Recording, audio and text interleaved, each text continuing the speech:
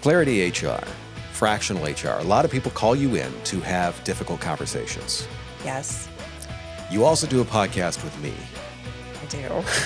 I believe this makes Chrissy the ultimate authority in difficult conversations, which, take a guess, that's our topic this week. Stay tuned. She's the CEO. He's the marketing and operations guy. If it's broken, you need The business fix. When it comes to difficult conversations, business owners, Yeah. there's a few reasons why we have some of these. There's performance issues, maybe a difficult conversation with a client. We've all had to break up with clients. Yes. It's not me, it's you. You're the problem. Right? Yeah. Layoff. It's never easy. Yeah. But it's a part of what we've got to do.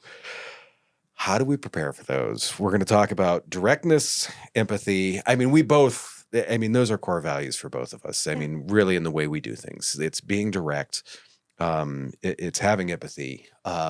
We get empathy, I think, from different places. So to me, and we see it different ways. Yeah. And there's a very different method of delivery, I think is the polite way to say this. Between the two of us? Yes. Probably. We're both very direct. Mm-hmm. You are kind and caring direct. I am direct. Kind and caring direct has taken a lot of time to get to, but yes. Yeah. So really, for anyone listening or watching this week, we really want to educate people on how to do this with confidence, how to approach these things. You do this a lot. Yeah. I don't even know if I should ask a question. I should just go. Just start. They know what we're talking about. Opening Just go. insight. Well, a couple quotes, couple things that I lean on. So Gay Hendricks, he wrote a book called The Big Leap. And Okay. he says, behind every communication problem is a sweaty 10-minute conversation you don't want to have. That's where you get that from. That is. Yes. I love that. Yes. It's extremely important. And then the next one is from Brene Brown, and she talks about to be clear is to be kind. I've heard you say that one multiple Yes. times. So, just human nature is, we avoid short, uncomfortable conversations. Because we don't want to deal with them because they're sweaty and they're uncomfortable and ick.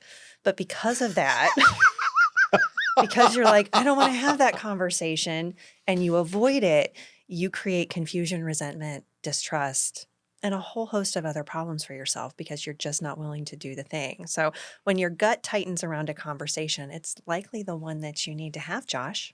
Yeah. Yeah. God, yeah. And it's so funny when you look back on those conversations. You're like, oh, was that? Yeah, that sucked. But Yeah. did it suck worse than the 6 months of what you're going to do? Well, and that's it. Delay makes the issue feel bigger. It makes it stronger. It gives it more hair. It makes it moldy, stinky, all the things. We're going there. We are, because it's like, just deal with it. It's like, oh, I'm not going to deal with that problem. Like I've got a little piece of mildew in the basement. I don't want to deal with that. And then you go down like 3 weeks later and it's like 2/3 of the wall. It's like, if you would have just dealt with that, like there's a lot of lessons for life in deferred maintenance in your home, in your office building. I guess there are. Yeah. I guess there are. You have to remember too that I think oftentimes people think that direct communication is harsh, and that's not. Direct communication, it's not about being harsh. It's about being honest and grounded and really being willing to have those conversations. Avoidance may feel something like, it may feel like it's a gentle thing. Oh, I don't want to hurt their feelings. Or it's really not even, I don't want to hurt their feelings. I don't want the feelings that conversation gives in me. So I don't want to have that conversation. But you have to understand that avoidance, it leads to disappointment and disconnection. So just do the thing. It's interesting you say that, because when you say, I don't want to hurt their feelings, what I don't think so many people realize is that may not be mutual. Exactly. Well, and the other part is, I think people forget that you can be kind and you can be direct at the same time. Sure. How you validate someone's feelings, how you have that conversation, how you do the thing can be both. And I think that's the hard part for people, is they think, well, if I'm going to be direct, I'm going to hurt their feelings. There may be times where I will hurt your feelings, but sometimes it's just got to happen. That's okay. Leadership means you have those conversations. Sometimes you hurt their feelings, but you do your best to have it with empathy and you do your best to have it with consistency. We've talked about consistency several times within our podcasts. And I think that is when you're talking about difficult conversations, it's also about being consistent with them. I almost liken this a little bit to punch them in the face and get it over with, or just commit violence. No, or just like poke at them every day for the next 6 months. No, Just right, punch them in the face, get it over with. yes, that's it. Or because the other part is if you're avoiding it, you could also be creating resentment within yourself. Oh, if you're sure. creating resentment within yourself, that is a problem. If you've got someone who you could have this sweaty 10-minute conversation and maybe that person's going to change their direction, they're going to change performance, or they may decide that they're not the right person for the organization, they may exit. What is worse? You're going to limp along and just like drag dead weight because you don't want to have a difficult conversation, or you're going to be uncomfortable for a minute and that person could soar or that person could exit. Either way, you're no longer in limbo. Right. You have an answer. Yeah. I'm willing to bet you have a framework for this. I do. And it's not my framework. I would love to take credit for this framework, but it's not. It came from dialectical behavioral therapy. So DBT. I said therapy. Everyone's going to turn off the podcast. No, she's going to talk about therapy, but it's called DEARMAN GIVE FAST. No, they've probably realized you may have been through some form of therapy and I'm the one that needs it. It's possible. Well, I will say this, out of all of the things that I have learned, and I've done a lot of professional development, I've done a lot of inner work, this is, I would say, one of the most impactful frameworks that I have, because DEARMAN GIVE FAST, so it stands for, DEAR stands for different things. So describing the situation is D, expressing how you feel, asserting what you need, reinforcing why it matters. So DEAR is the how we say the words. So an example is describing, I noticed our last 2 projects have gone past the deadline. Expressing, it's creating stress for the team and affecting us. So really giving that information. Asserting, I need clear timelines and a more proactive update from you. Reinforcing, I want to keep working well together and that requires transparency. So when you run all those things together, it's, I noticed our last 2 projects have gone past the deadline. It's creating stress for the team and affecting trust. And I need clearer timelines and more proactive updates. So I want to keep working well together and that requires transparency. So it's saying the words. And then man is how you say the words. Being mindful, appearing confident, negotiating if necessary. So staying on point, don't spiral. So a lot of times business owners, business leaders, like, hey, how's it going? What you doing? I noticed that you've been late on some of those projects. Is everything okay? You know what? I'm going to go take this call. I'll be back. 15 minutes later. So I was talking about those projects. What projects are you working on right now? And then they've completely lost. So you've got to be mindful. You got to stay on topic.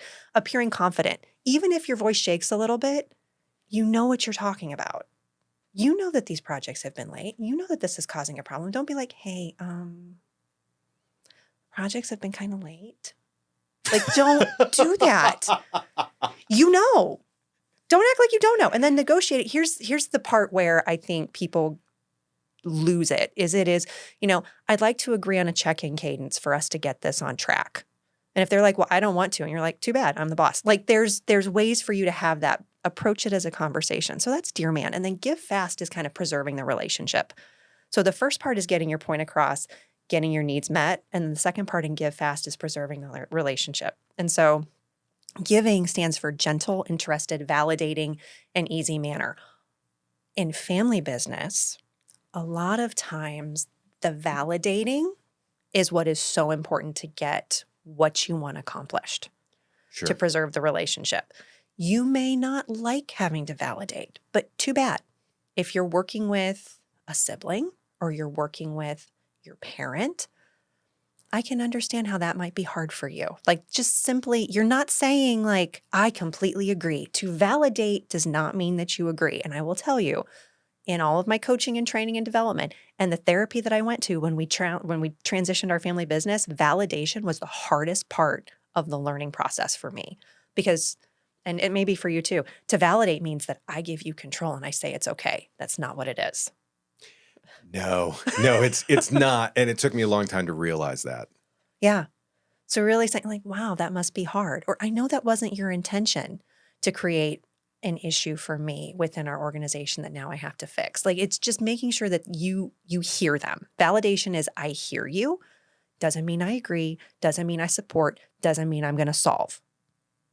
So it's how you deal with it. So giving fast is all about keeping your tone. And then fast is fair. So being honest with people without stacking the deck. So it's like, I understand why this is an issue for you. This is what we need moving forward, but not saying like, and I'm going to give you this and this and that. It's not about me winning. You apologize when needed. You do not over apologize. So that's the other part about fast. So be fair, no apologies unless necessary, sticking to your values. We don't negotiate what our values are. Respect is one of ours, and I want you to show up that way. That's a great way. You talk about, what are our core values? Let's make sure we're sticking to them. And then being truthful, which is, I think, one of the most important outside of validation, is you don't dance around the issue. You say the thing. Yeah, no, I love the structure of it. Yeah. I truly do. I have to go back to something. Okay. In the Dear Man piece. Yes. When you started the stay on point. Yes. The don't spiral. Don't spiral.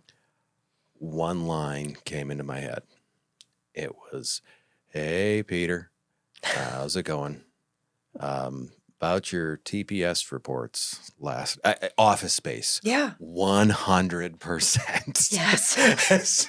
As soon as you said stay on point. Stay on point. All I heard was, hey, Peter. It just went straight there. Yes. But for those business owners or leaders that have, maybe some issues with attention, or if you get shiny object syndrome in the middle of your Dear Man Give Fast, we have a problem. Like you've got to be able to stay on point. We're talking like 5 sentences. And this is something that's transferable, not just in your business, but it's in your daily life too. Because we can say this, like a great example that I use with Dear Man Give Fast for people when they're like, tell us how this works in your daily life. And I was like, okay, we can talk about the war of the suitcase in our home. So I am a person that when I travel, I bring my suitcase home and I unpack my suitcase very quickly. My wonderful spouse is someone that will live in that suitcase until we travel the next time. And it may be months. So what I say is, why unpack? Why unpack? Why? Why do We're it? just going to pack it up anyway. Right. And, it's August and we don't have a trip until October, but, it will just sit in the middle of our room like a landmine. It's not like our bedroom isn't that big. And so I often will trip over said suitcase and swear at it. So, this is the conversation that we have like, hey, Steve, I noticed that your suitcase is out and I understand that, you're probably planning on traveling in a couple of months, but I would really appreciate if we could kind of work on putting those things together. Is there a way that I can help you do that? Is there a process that we need to maybe put in place so that we no longer have a landmine in the middle of our bedroom? And he goes, oh, I can just put the suitcase away. And I'm like, yes. So it's those types of things. Like this is transferable. Dear Man Give Fast is a transferable skill. You use it with your spouse. You use it with your kids. You use it with community leaders. This sounds this sounds direct from the archive. It is. This sounds and recent. And recent. This is sorry, Steve. The laundry's out there. It is. So let's talk about, from an operations perspective. Sometimes these conversations can get bogged down in emotion, which I'm sure you're just really good at. It may lack clear information. So what's the best way business leaders can ensure they have all their facts straight and approach the conversation from a place of practicality and logic? It's so funny because for me, like hearing your Dear Man Give Fast, you are so good at going out and finding the things to say, this is what I need to move things forward. I have been pretty good about screwing them up multiple times and then going back and saying, oh, why did that go wrong? And what do I need to do to fix? The biggest thing to me is the be honest piece. If it is a difficult conversation, it has to be very honest. Doesn't necessarily, it should be frank, but it has to be very honest. Even the most imperceptive people can tell when you're lying. It doesn't matter how good you think you are. unless you're like actually diagnosed as psychotic, Mm-hmm. no, people can tell. The problem that I see so many leaders have in this is the I don't know. You have to say it. If something goes wrong, let's say in a service department, excuse me, something goes wrong, Mm-hmm. and they say, well, this happened to this, and why didn't that happen? You can't pull that answer out of your butt. No. You have to be willing to say, I don't know.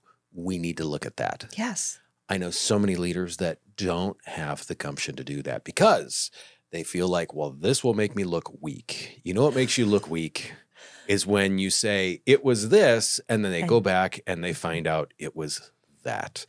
Yeah. Honesty is the number one rule for, I mean, any conversation like that. Well, I will tell you, as you ascend into higher levels of leadership, higher levels of complexity, the more often that you say, I don't know, it increases Yeah. Oh, with your 100%. level of title. We have to figure this out. Absolutely. We have to figure this out. And it shouldn't be a problem. And as soon as you say, I don't know, you either need to look at someone else in the room who does know, or say, we need to figure this out. Exactly. That's it. As soon as you say those two things, suddenly I don't want to say the responsibility is off of you, but the pressure is off of you. You can still be the rock star. Most people will look at you more of a rock star because you have the confidence and badassery Yes. to be like, I don't know. Don't know. We're going to figure it out, though. Right. If you are confident enough to say, I don't know, no one's going to question your leadership. Next up, the thing that I find when it's a difficult conversation that so many people forget is it is a conversation. It is not just you talking at someone. You mean a soliloquy? Right. This is not you with your script up to right. This is not a speech. This is It's not a monologue. No, Right. It's a dialogue. Correct. It is a conversation. And in that, you have to listen, not to answer. I see it so many times. People are like, they listen to this conversation. It's a difficult conversation. And they listen to be like ready to fire the next thing. Yep. Take your time, relax. The more cool and calm you are, the better you are in that difficult conversation. Yes. I have a great soccer story about this. I still remember I was mid-30s playing open co-ed soccer. This 18-year-old pushed me. I was furious. I got up. I got about 2 inches from the kid's face, and I just said, that was probably a bad idea, son. The look of absolute terror on his face, because I didn't get up all mad. Yeah. I got up very controlled, very calm. He was like, oh, uh-oh. Uh-huh. This guy's got full control of all of that violence. When you listen, when you take those times to pause, it shows that you have control over the conversation. Yes. And once again, it shows that you're actually listening and then that person is being heard. Yes. That's the validation piece that you talked about. I'm saying, yes, just acknowledge that they're heard. Yep, I hear you there. That's what it takes. That's the validation piece. Composure is power. 100%. I had a big problem when I was younger. I've said this before. I wanted to be right. And in many cases, that was at the cost of being effective. Yeah.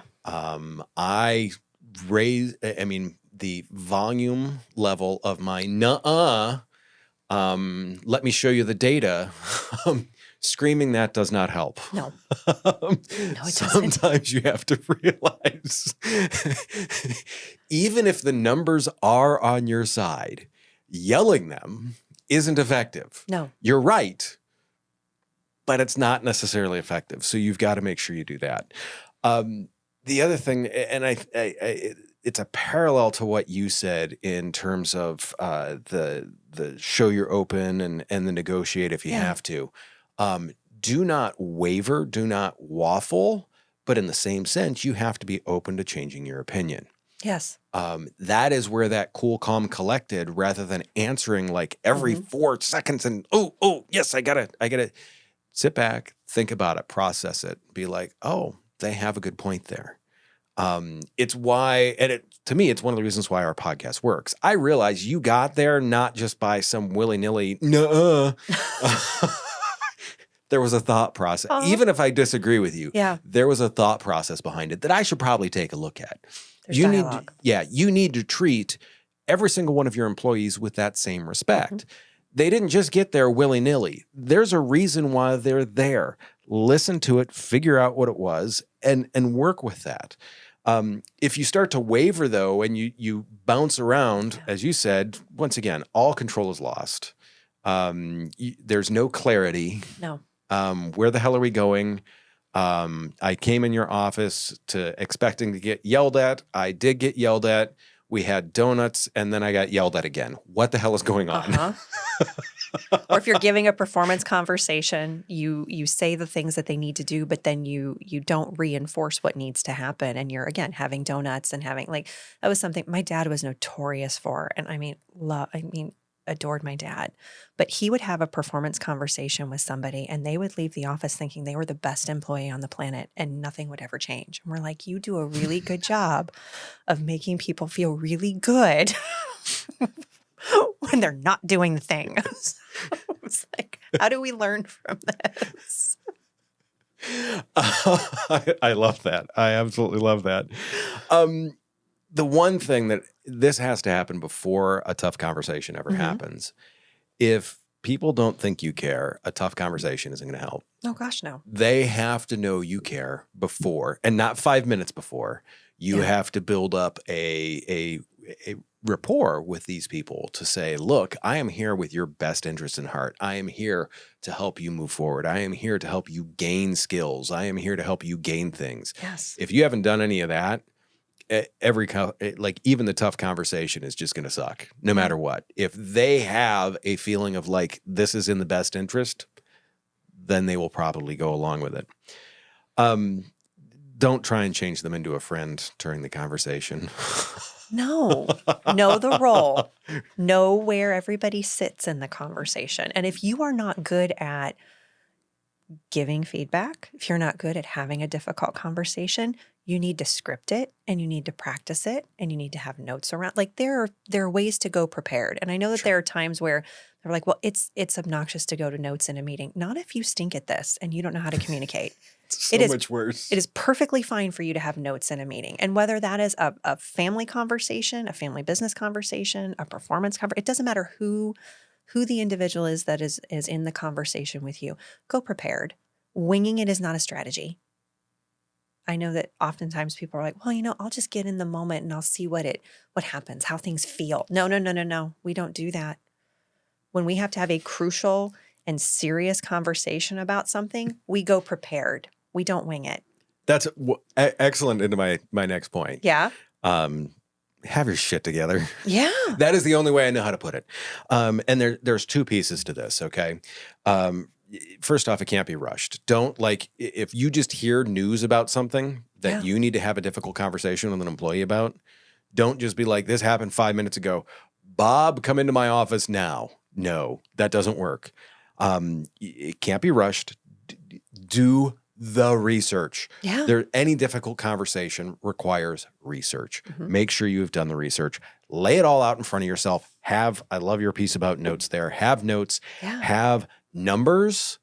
Have the handbook. How many times do people have conversations where there's no knowledge of what, hey, we're firing you, and they can't open it up to the handbook and be like, here's why. Yeah. You need to have that page in the handbook bookmark saying, dude, you were late 10 times. Here it is in the handbook. Difficult conversation. I'm sorry. Here it is. It's all not laid a out. difficult conversation when you know what the guidelines are. It's not. Very true. Very true.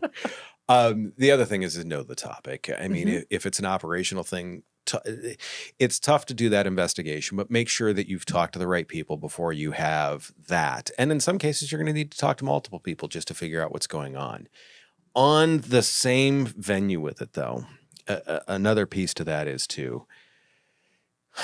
The only people that should ever have to eat a shit sandwich in your company is salespeople. And that's because they're going to go out and clients or prospective clients are going to feed them shit sandwiches all the time. Never, ever, ever. I remember sitting in front of a CEO that I used to work for, and he specifically said, I'm going to give you the shit sandwich. So No. here's the good, then I'm going to tell you the bad, and then I'm going to tell you some good. I'm like, why are we here for you to first off tell me that my job is threatened, and then at the same time pat me on the back? You want to talk about completely lacking any clarity whatsoever? That is the shit sandwich. Yeah, people forget. They forget what's in the middle. Right. They're going to remember the great parts, the front and the end. Right. Yeah. They're not going to realize that what they just ate. They're going to be like, oh, put a little mustard on it and we're fine. How's that for the visual for today? That's great. Do you feel better now? Oh, yeah. I can see everyone that's listening to this in their car kind of getting that ew look on their face. For some, this is going to be one that I think that we're going to be a little different on. Where's the intersection of directness and empathy? Because Chrissy's like, I need to have a tough conversation with Josh. Go ahead and pay attention, everyone. Well, here's what I'll say. I'll say that tact and truth are not opposites. They're partners. They work together. And you can, and there's that saying that facts don't care about your feelings. They really don't. So, I mean, but being direct doesn't mean blunt. I think the most effective leaders can deliver hard truths with care as opposed to just a hard edge. DEARMAN GIVE FAST is a great way to continue to have that conversation, because it's about this is what needs to be said and then this is the tone around it, because so much of what you do in having a direct conversation is more about tone than it is about the words. And I will tell you that empathy, like I feel for you without any type of clarity, it creates confusion. Sure. No, I agree with that. Yeah. What's interesting is when I'm trying to figure out how to, blunt my edge a little bit. I'm blunt enough. Okay. Can I give you a suggestion? Yeah, by all means, because this is the type of stuff that I think people want to hear. Because that's, once again, and I think there's, from our listener standpoint, I think there's two people that we have in our audience out there. I think a majority of them are going to be like, difficult conversation. I am going to walk in here and I'm going to talk to them nicely. And majority of people are going to get the shit sandwich. Yeah. There's probably 10% of the people out there that are like me, like, hey, your job performance sucks. Bring it up. Next meeting. Yes. So here's what I will say. As opposed to it being a sandwich, it is important that you establish rapport with the person that you're sitting with. And you can do that by just being very honest and authentic and saying, look, we're going to have a sweaty 10-minute conversation. I don't want to have it. I'm sure you don't want to have it either, but we're going to come out of this with at least some knowledge as to what needs to happen. You can start that way if that feels better for you. The other thing that you can do, and I think this is something that I've worked on, is giving appreciation for the thing that is going right and then saying, this is the thing that I need to get better. And then we don't go over something else that you're doing right again to sandwich it. We talk about so I really appreciate that okay, let's think. Employee who is chronically late, okay? Like to the point that we're on our third strike, but they're really good at some things and I think they're redeemable, okay? Hey, I appreciate how you show up for our clients in our client meetings. My issue is that you're not showing up on time, and that is going to affect your job. So if you really want to continue to show up for our clients and do the thing, I need you to be here on time, because part of showing up is showing up in the moment and showing up at the right moment. So how are we going to work on this together? And really, when I say together, I mean, how are you going to get your ass here on time? That's what I'm saying in my mind. But I'm saying, how are we going to help me understand why getting here is such a problem? And if they're like, well, I have this and I have this and I have that, and you take similar to what you do a lot of times if you have kids, you're taking the excuses away. Sure. But you're giving them the ability to explain. And then you're learning also as they're talking, is this something that someone is going to change in their behavior? Is this a conversation that is just the beginning of our exit? Where are we going in here? And I mean, as a leader, you're taking in information all the time. And if you cannot shut up long enough to let them talk, write it down and take notes and distract yourself with the listening and the writing. Count to 3 before you interrupt them. Make sure that they're done. So I think that's helpful. It is. To me, what I have relied on is I feel like I'm reasonably personable. I would agree with you. In most situations. The fact that if people know we're going to have a conversation, and it could be difficult, it may not be difficult. I guess to me, it's people were never surprised when they walked in the door to have a difficult conversation because there had been smaller, shorter conversations that had led up to that. Exactly. It should never be a surprise. No. And that I guess is what as you started to talk through that, I guess, because I never had I've only had 2 people lose their minds on me in these conversations. And of course, then I really got quiet, which scares people. When I get quiet, people it's weird. Yeah. You're not saying anything. What's wrong? Right. I get it. But I think to me, that's what helps me take some of the edge off. I still know there's an edge and I am not everyone's cup of tea. No, and I'm not either. And I think part of that is recognizing and understanding, what are your triggers?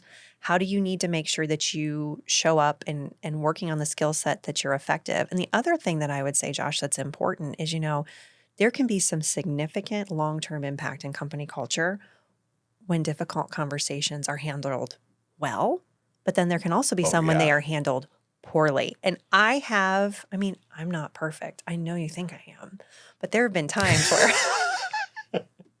I have completely butchered those hard conversations and they have rippled through our organization there's some that were years. Oh, sure. Yeah. There has been some too where there's been a lot where I looked back and I'm like, well, that didn't go well. I did it wrong. You say that at Clarity, you're doing it wrong. I was like, I did it wrong. Once again, the experience that we both have is the reason why I think we can speak on this. Because we're both, I think, pretty good at a lot of this stuff now. Now.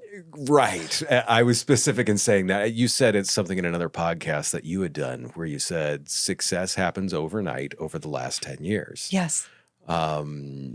My career has been longer than 10 years. Same. It's been through multiple companies, multiple industries even. Yeah. And I have found a lot of these difficult conversations are kind of the same. HR. Yeah. Seems to be, it's a thing of yours, right? A little bit. Does it get expensive when people don't do these conversations? Oh, it absolutely can. And it's not the expensive part in paying an HR consultant to help you undo some of the issues. That's the cheap part. That's the cheap part. It's the drag on your organization. Like when you procrastinate having a difficult conversation, what that does to clients, what that does to your culture, what that does to, pushing your high performers out the door. I mean, that is really, I think, where the cost is, or the opportunity cost that you're giving up because you're continuing to ruminate on that conversation that you don't want to have.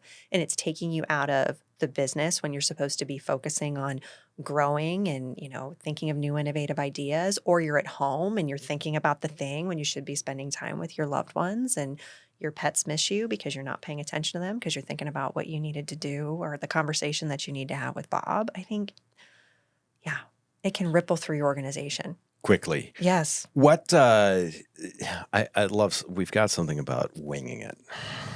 Yeah, winging it is not a leadership strategy. We talk about hope not being a marketing strategy, or was it young and pretty? Young and pretty is not a marketing strategy. And hope. And hope. There's a lot of people that are like, if I build it, they will come. Duct tape and hope, no. Right, no.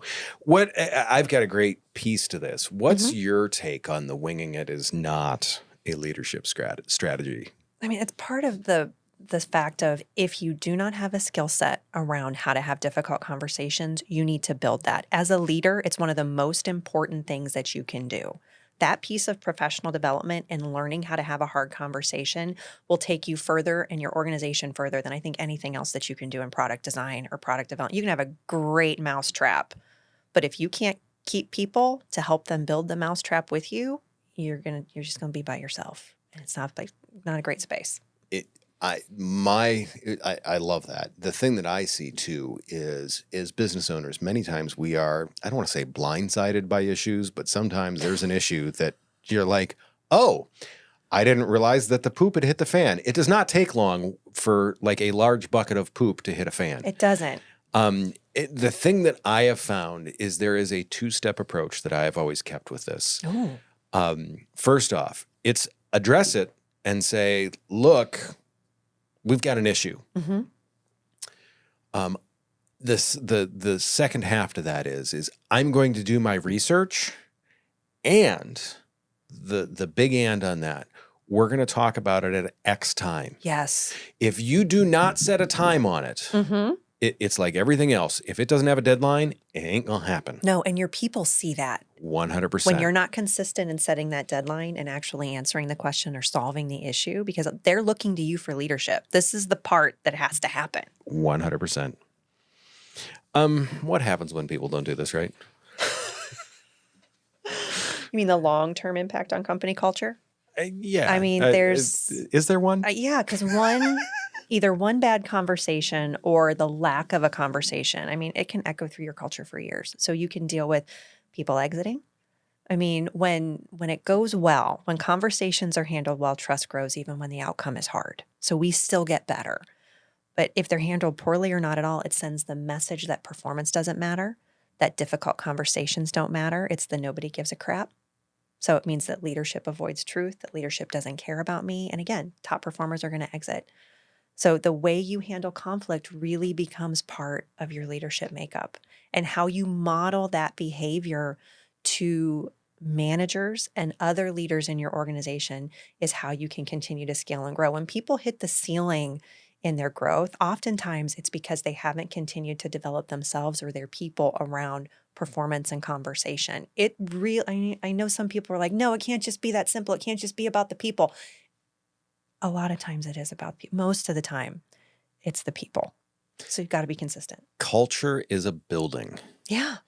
It takes time to build, seconds to destroy. Oh, we can or light it on damage. fire. Mhm. Right. Or someone can drive into They it. can, and then you got to figure out how to deal with it. I'm going to keep bringing that up It's for a still very not long done. time. I know. I'm Trust going me. to keep on that one. You had adventures I did. in getting holes in your building. Actionable steps. The first one is, for me, prepare. Have your stuff together. Yeah. Know the facts. Do your research. The next one you're going to be better at than I will. So I'll let you talk about, in fact, the next two you need to just talk about. That would be focusing on the behavior, not the person. So keeping the discussion objective centered on specific actions or issues. Be human. And that's the other, practice empathy, which is listen first. Yes. Listen to the other person's perspective, acknowledge their feelings. You do not have to agree with them. You just have to listen. Yeah, no, I feel that I am good with empathy because I'm more than willing to listen, and I am more than willing to put someone else's shoes on. And I take my own off before I put theirs on. Yeah. In the same sense, I'm still a little direct. Yeah. Which is okay. To be clear is to be kind. Sure. Remember that. So sure. direct is I'm okay. Very kind when people are crying across the table. Kleenex. Shove the Kleenex across. Right. Here's the box. We're just going to set this over there before they even walk in the room. That's part of being prepared. It is. Follow up. Always make sure there's a clear understanding. If it's a difficult conversation where you're exiting someone, well, there's not much follow up other than with HR. Hey, handle this. Get them their paperwork. If it is a performance oriented thing, if it's something else of that nature, you obviously need to make sure that there are times when you have things on your calendar. You have to follow up on this, that, and the other, because if you don't, everything that you said is completely meaningless. Yes. What's the last one? That is to be direct and kind. You can be clear and you can be kind. She keeps saying right? that to me I that know. way. Deliver the message with directness and compassion. You can do both. And if you can't, or I don't believe that anybody is absolutely, unless you're a sociopath, you can do this. Yes, 100%. You can. It is a skill set that you can learn. Yep. And there are lots of people that can teach you how to do that. I mean, we can teach you how to do that. Yeah. No, I'm not that much of a sociopath. No. We're good. Not at all. Quick shots. Yeah. Single business. I think we've talked about this. Yeah. Biggest mistake you see other business owners make, because you see a lot of them, Mm-hmm. the mistakes and the business owners, Yeah. when it comes to like winding up to have that difficult conversation. They don't plan. Yep. They just wing it. And when you are having a performance conversation with something that could have major implications within your business, don't wing it. You go prepared. And the longer you train for those, it doesn't mean that you've got to I've got to plan 90 minutes and how I'm going to have this conversation. I mean, if you have spent a decade of your life learning how to have conversations, take 10 minutes. Just, okay, I'm just going to clear my thoughts. I'm going to make sure that I'm not walking into this conversation emotionally. That's it. If you wing it, you're more likely to get derailed by your emotions. Love it. And then it's and it's bad. Nuh-uh. Nuh-uh. All right. So what's a simple practical tip for business owner who's nervous about the difficult conversation and wants to get their thoughts organized? Have your first two lines. Yes. This is this. Mm-hmm. This is this. Make sure that your first line isn't how are you today? No. Because What's going on? No, Right. don't do that. Right. Their answer's bad. You just need to, hi, Bob. Today's a bad day. Maybe not that.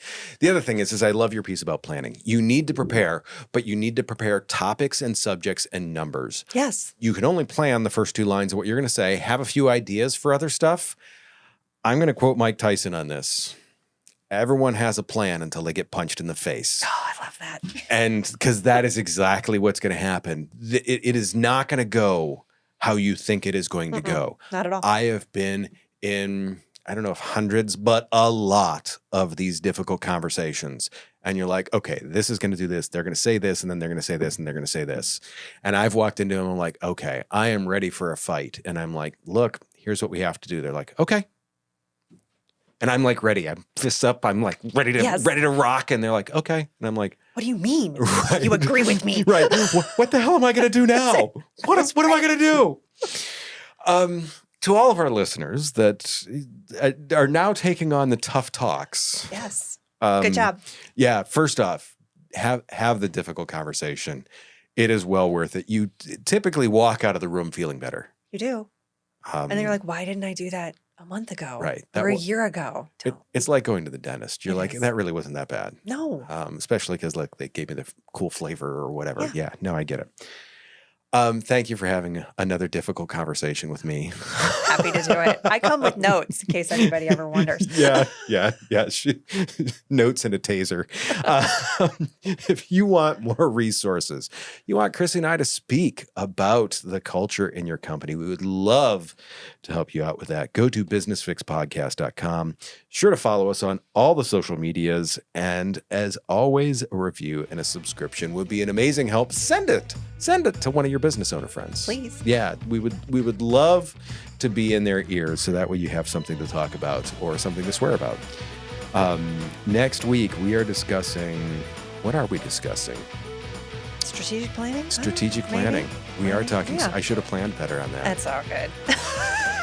That being said, do me a favor, take care of yourself. If you can, take care of someone else too. We will see you very, very soon.